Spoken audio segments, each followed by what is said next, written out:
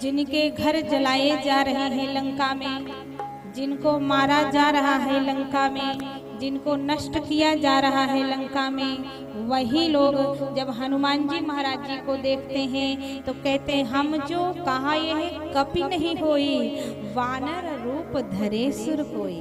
ऐसा लगता है कोई देवता है।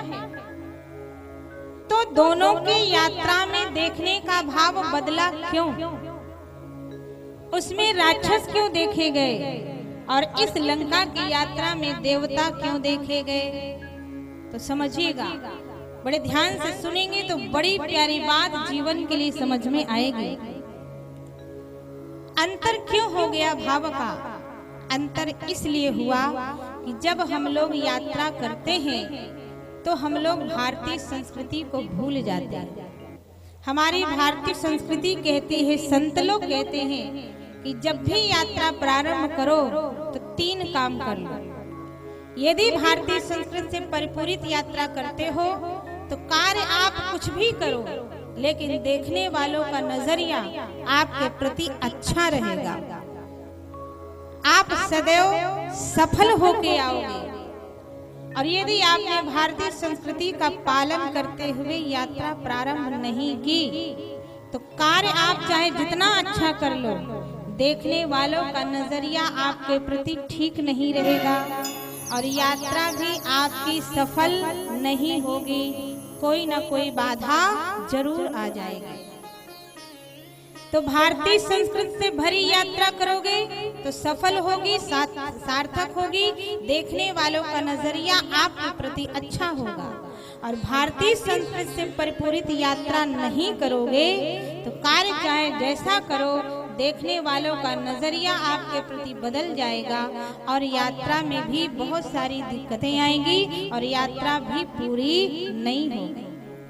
जो द्रोणागिरी की यात्रा थी हनुमान जी महाराज जी की, वो स्वाभिमान युक्त भरी थी, भारतीय संस्कृति से परिपूरित नहीं थी। आप कहोगे कैसे?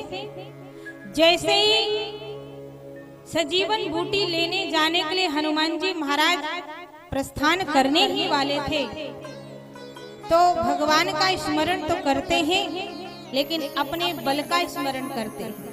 थोड़ा सा स्वाभिमान जग जाता है, अभिमान जग जाता है।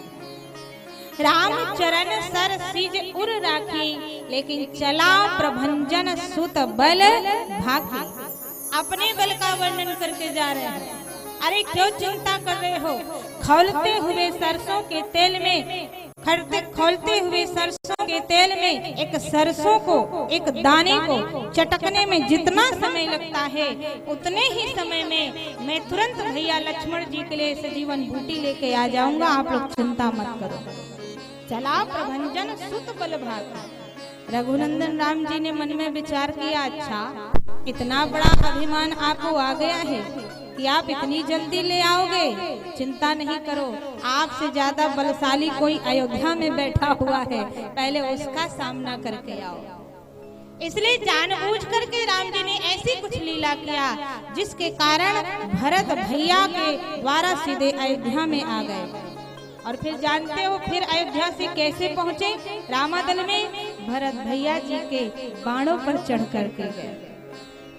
मानो ऐसा लग रहा है कि रघुनंदन राम जी ये संकेत कर रहे हैं कि कोई भी हो, कोई भी मेरा चाहे जितना प्रेमी हो, लेकिन मैं किसी का अभिमान बर्दाश्त नहीं करता।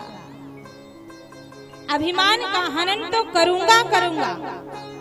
इसलिए यात्रा में बाधा आ गई। लेकिन लंका की यात्रा बड़ी अलग थी। लंका की यात्रा में कार्य बहुत सारे हुए, बहुत सारी बाधाएं आई, लेकिन विजयी होकर के भगवान के नाम का झंडा लहराते हुए वापस सही सलामत प्रभु श्री राम जी के चरणों में आते हैं। क्यों?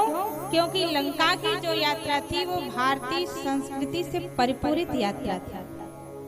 आप कहोगे भारतीय संस्कृति कहती क्या है? तो हमारे आपके जीवन के लिए सुनिएगा।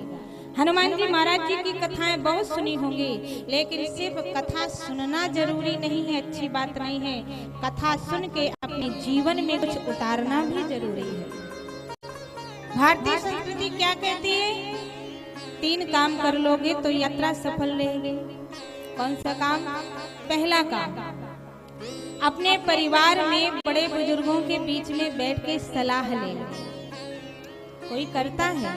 बहुत कम करता है। कब क्या प्लान किसी ने बना लिया कुछ पता ही नहीं चलता है। और आजकल के नौजवान भाइयों का तो अलग ही कहना है।